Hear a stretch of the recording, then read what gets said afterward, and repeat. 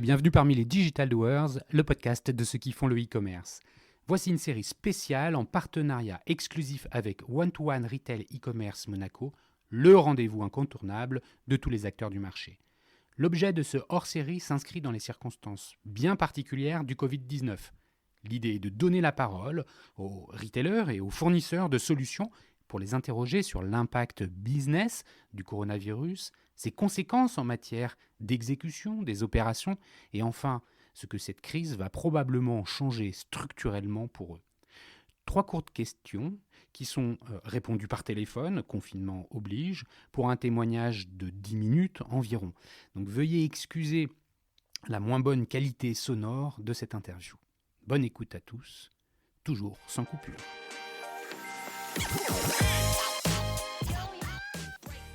Bonjour, aujourd'hui nous recevons dans ce hors-série Michael Solo, Chief Marketing and Digital Officer chez Krefel. En Belgique, Krefel, c'est l'équivalent de Boulanger en France. Boulanger qui d'ailleurs vient de racheter cette entreprise en novembre 2019. Alors bonjour Michael, la première question, bien entendu, et comme toujours, porte sur ton entreprise, sur Krefel. Peux-tu nous préciser les impacts business et les conséquences opérationnelles des règles de confinement en Belgique ? Bonjour. En fait, l'impact il est très similaire à la France puisque les règles de confinement sont assez proches. Tous nos commerces et tous nos magasins ont dû fermer. Donc nous avons 75 magasins en Belgique qui sont aujourd'hui tous fermés. On a dû totalement s'adapter également au sein du siège. Nous avons donc toute notre population vendeur qui est au chômage et par contre on a les fonctions web qui tournent à plein régime et nous avons dû adapter et mettre en place un télétravail que nous avions préparé quelques semaines avant les décisions, mais c'est vrai que tout ça s'est accéléré. Il a fallu installer des laptops pour ceux qui n'en avaient pas, des VPN, etc. et s'adapter. Donc c'est une situation assez incroyable, mais voilà, c'est assez proche de ce qui se passe en France. Ouais, donc les règles de confinement belges qui ressemblent beaucoup à celles qu'on voit en France, c'est-à-dire les 75 magasins, et je rappelle qu'à l'échelle de la Belgique, ça veut dire que c'est un maillage ultra dense, 75 points de vente sur le territoire belge. Tu m'avais dit aussi, il y en a 11 au Luxembourg, donc c'est vraiment un maillage très très fort. Ils sont tous fermés. Donc comme Boulanger l'est également en France. Donc plus de chiffre d'affaires. Ça m'amène tout de suite à te poser la question, mais comment vous avez fait finalement ? On ne peut pas survivre comme ça. En quoi le digital finalement a été utilisé pour venir apporter des réponses aux consommateurs ? Alors en fait, effectivement, 75 magasins à l'échelle de la Belgique, c'est une densité énorme. Tout de suite, en fait, on a eu la chance, en fait, c'est que Krefel avait initié déjà depuis 2-3 ans un virage dans le digital, ce qui fait que le site était prêt. Et on vend en fait finalement des biens qui sont, on peut presque les considérer comme des biens de première nécessité, des réfrigérateurs, des congélateurs. Quand en pleine période de confinement, votre congélateur lâche, il faut pouvoir subvenir aux besoins des clients. Les clients qui font du home office, ils ont besoin d'ordinateurs, d'écrans, de tablettes, de smartphones, et aussi des choses autour de la cuisine. On a vendu des machines à pain, les coiffeurs sont fermés, des tondeuses. Donc tous ces produits-là sont des biens de première nécessité pendant une période de confinement. Donc nous, le fait d'avoir ce site web qui tourne à plein nous a permis finalement de compenser en partie. Bien évidemment, on ne peut pas faire face à 75 magasins fermés, mais ça nous permet quand même de continuer une activité avec tous ces produits qui sont très importants pour les consommateurs. Oui, alors ça, je te confirme que j'ai déjà entendu ce genre de commentaires, d'analyses dans les différentes interviews que j'ai déjà pu faire. Effectivement, les produits que tu vends ont vu un boom, surtout au départ. C'est intéressant. Est-ce que tu peux nous dire, je ne sais pas avec quelle métrique, mais la progression des ventes digitales pendant le confinement versus avant comment vous comparez ça, vous suivez ça?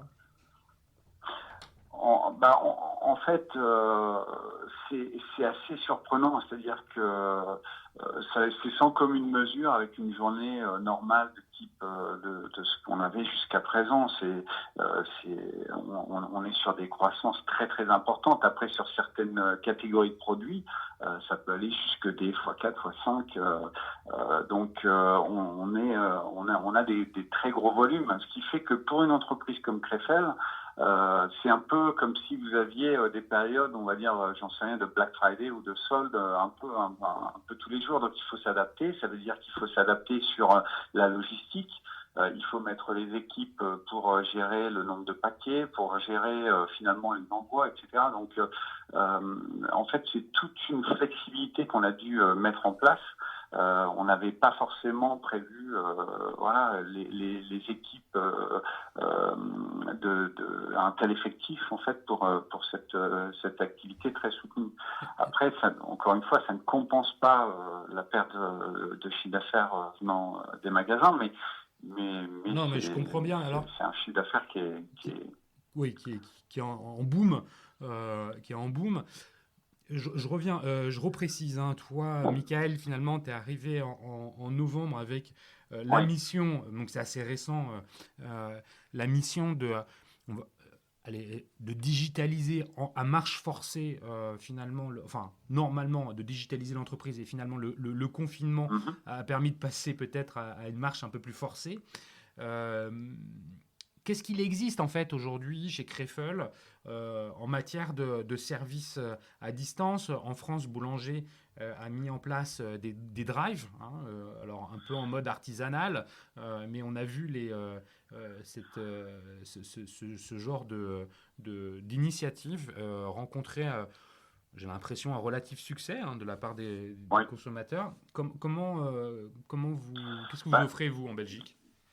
Nous dans nos métiers, le meilleur modèle, c'est effectivement le modèle omnicanal, parce que de toute façon, tout ce qu'on fait, on le fait pour donner la meilleure expérience possible aux clients, que ce soit en click and collect ou en magasin. Nous, malheureusement, nous n'avons pas la possibilité de faire ces drives aujourd'hui en Belgique, hein. Donc nos magasins sont purement et simplement fermés. Donc vous n'utilisez pas le stock des magasins, là, hein? Pardon ? Vous n'utilisez pas le stock des magasins? Non, on ne peut pas aujourd'hui utiliser les magasins et on ne peut pas les ouvrir. Donc même en drive. Par contre, on a un gros avantage, c'est que on a notre propre logistique. Donc tu parlais de service, en fait nous on a nos chauffeurs, nos livreurs. Donc en fait on continue à livrer nos produits, et notamment le gros électro, donc les frigos, les congélateurs, etc. Et qu'on ne peut plus installer chez les gens. Règles de confinement oblige, et surtout pour préserver la santé de nos collaborateurs et des clients. Mais voilà, c'est ça, dans ces moments-là, avoir sa propre logistique intégrée, c'est vrai que c'est un vrai plus, et ça nous permet d'assurer un service conséquent sur ces produits-là qui sont très demandés. Donc un entrepôt national avec une flotte de véhicules et des équipes de livreurs monteurs, le cas échéant, au service de Crefel uniquement. Absolument. Donc un modèle complètement intégré, et tu le disais, hein, les petits produits, ceux qui sont expédiables en messagerie, le sont via l'équivalent de la Poste en Belgique, hein. Oui, et là, un peu comme en France, on est dépendant des volumes de la Poste. On sait que en France, il y a des volumes considérables, donc il y a des retards sur les livraisons. Il y a les gens parfois sont livrés 2 ou 3 fois par semaine par les bureaux de poste. Donc nous, on s'est même adapté sur certains produits qui, à l'origine, étaient livrés par la poste belge. On a décidé de les envoyer par nos propres moyens. En fait, on s'adapte. Ça demande une agilité, une flexibilité incroyable. Pareil pour les livraisons et quand on est obligé, par exemple, de limiter de la part des fournisseurs les livraisons. Donc on va vraiment se concentrer sur les produits de première nécessité et en fait c'est cette gymnastique entre les produits qui rentrent, les produits qu'on fait sortir, la logistique. C'est vraiment finalement le digital en tout cas dans le digital, la supply prend un poids énorme et l'agilité surtout dans ces moments-là prend une place considérable. Ben justement, tu anticipes un peu la question que je voulais te poser. Il y a beaucoup de changements. Tu viens de décrire finalement l'agilité avec laquelle vous les avez mis en œuvre. Ces changements qui ont été observés pendant la période de confinement, dans quelle mesure ils vont pouvoir perdurer en sortie de confinement? Alors que ce soit au niveau de l'entreprise, au niveau du marché, je ne sais pas. Tu as un avis là-dessus? Je pense qu'il y aura un avant et un après. Ne serait-ce que, alors si on parle même pas côté business, mais côté organisation, par exemple, moi j'ai toute mon équipe en télétravail depuis 6 semaines, et finalement ça fonctionne. Alors il y a des choses qui sont plus ou moins faciles à réaliser. C'est vrai que c'est bien de se voir, mais ça pose quand même des questions et de se dire, dans le bien-être des salariés, finalement, est-ce que demain, on va pas donner plus de flexibilité sur ces choses-là? C'est des vraies questions.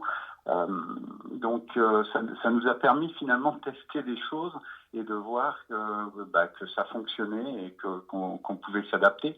Après, d'un point de vue consommateur, je pense que on parle beaucoup de régionalisation.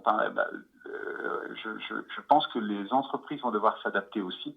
C'est-à-dire que est-ce que demain une partie des produits seront produits en Europe? Est-ce que il y a des vraies questions à se poser sur nos modes de réapprovisionnement, sur nos logistiques, et les gens sont équipés maintenant puisqu'ils ont passé 6 semaines en confinement, enfin 2 mois. Et finalement, le mode web et le digital va redémarrer sur une base beaucoup plus importante, je pense, qu'avant le confinement. Ouais, t'es en train de nous dire que finalement, il y a une forme de maturité qui est observée chez le consommateur par rapport à sa consommation digitale, quelle qu'elle soit, et aussi pour le e-commerce. Mais d'ailleurs, c'est un peu la question finale que je voudrais te poser. Cette relation à l'acte de consommation, tu l'évoques un peu en filigrane. Ça a changé. Est-ce que tu perçois, qu'est-ce que tu perçois là aussi? C'est quoi ce nouveau consommateur? Le nouveau consommateur, en fait, faut savoir que sur le marché belge, il y avait peut-être moins de maturité, en tout cas sur le digital, que sur d'autres pays, comme évidemment le UK, l'Allemagne, mais même aussi la France, les Pays-Bas bien évidemment, qui sont vraiment sur le devant de la scène. Et, et en Belgique, il y a vraiment il y a un boom en fait du digital en ce moment qui pour moi va perdurer, et je pense que la Belgique et le consommateur belge finalement qui était peut-être un peu derrière sur le marché européen va un peu rattraper le marché et aujourd'hui il est équipé, il a l'habitude de commander, il a des nouvelles exigences sur la qualité de livraison, la qualité de service, parce que ça va être ça aussi, hein. On va nous demander des fiabilités d'informations, de data, de livraison, qui feront peut-être un cran plus important que ce qu'on a vécu jusqu'à présent. Donc plus d'exigences, je pense. Un consommateur plus exigeant, un consommateur plus digital, plus mature finalement. C'est ça le nouveau consommateur en Belgique. Écoute, Michael, merci beaucoup pour la qualité de cet échange. Merci de nous avoir partagé tes points de vue, la mise en place d'une organisation dans un distributeur spécialisé comme Krefel.